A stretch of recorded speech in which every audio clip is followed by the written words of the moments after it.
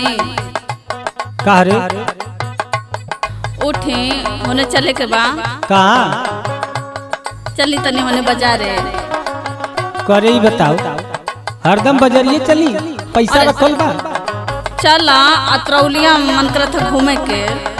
अरे आज कहीं न जाई चुपचाप में सोते दे। हमार बात सुना सुनाओ जल्दी सुनाओ। हे राजा हमके खियादा पानी पूरी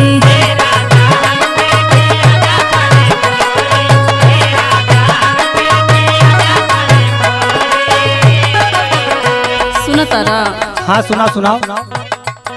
घर से बाजरिया बाथोरी कई हो दूरी ए जी। हाँ घर से बाजरिया बाथोरी कई हो दूरी हे राजा हमके खियादा पानी पूरी।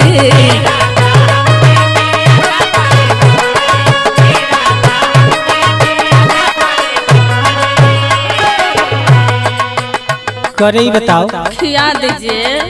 अब वही कल ही गई रहलू है घूमे चाट चाउमीन खैलू है तो कब का मन कर कोनो गारंटी बा। अब का बताए सुन मोर बात का तोहरे चाटोरपन से गईनी उबियाई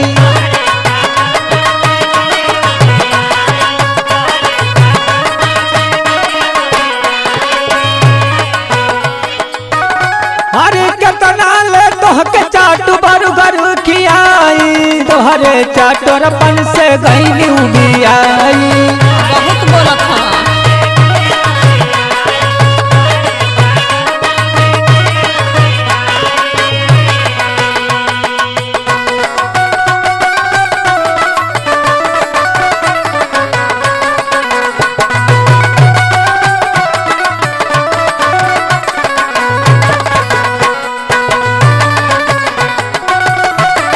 अरे बाप अंकल भैया बात जय हो।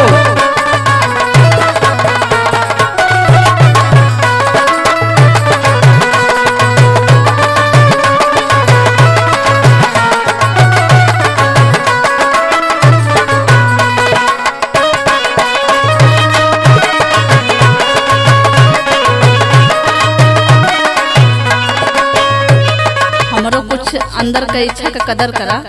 हाँ सुनावा सुना हमार बात। सुनाओ सुनाओ। हमके देखा दरा जमा जा बाजार के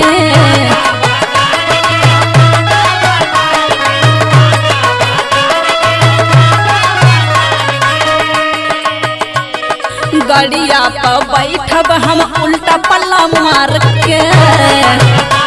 अरे तब चक्कर में जब बात जाई ना गिरबू तो उल्टा में सीधा हो जाएगी।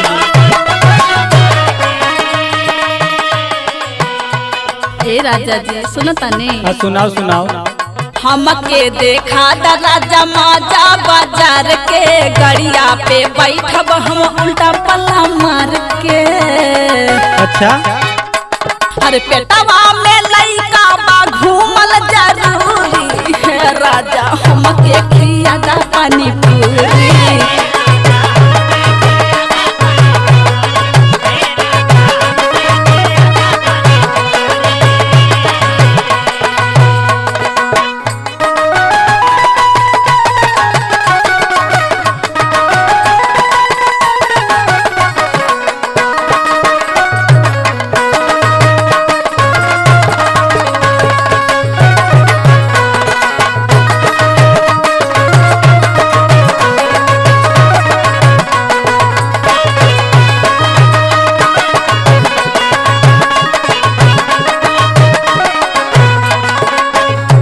सुन हमार बात का अब ही तक कली है जलेबी खूब खैलू तो ओसे का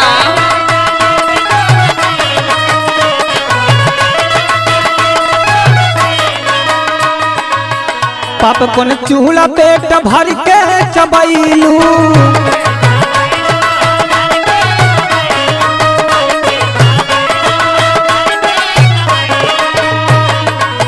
अब ही तक कली है जलेबी खूब खैलू पाप कोन चूल्हा पेट भर के चबैलू। ना जाने कैसे जना मावली तो तोहर माई, तोहरे चाटोरपन से गईली उबियाई।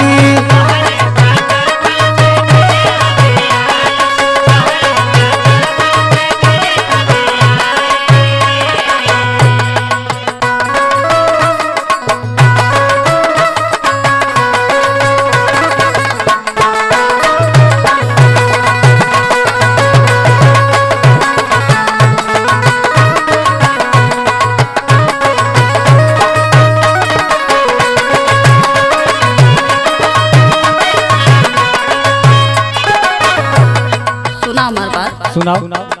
राहुल गाने सनाही बोला उल्टा बतिया,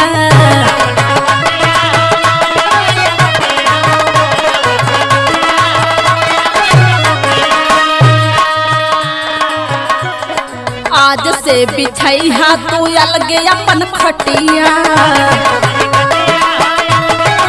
हाँ तो कोनो दिक्कत ना हो।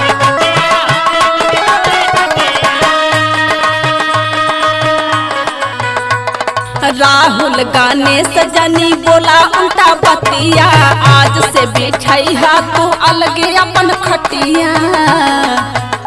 अरे सूत बना लगे देबा खिसियानी तोरी, ए राजा हमके खियादा पानी पूरी।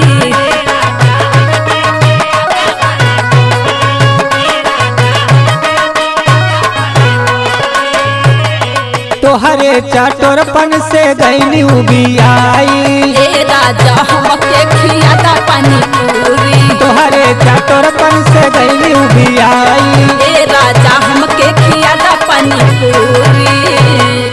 अच्छा तो ना मन भी तो चल।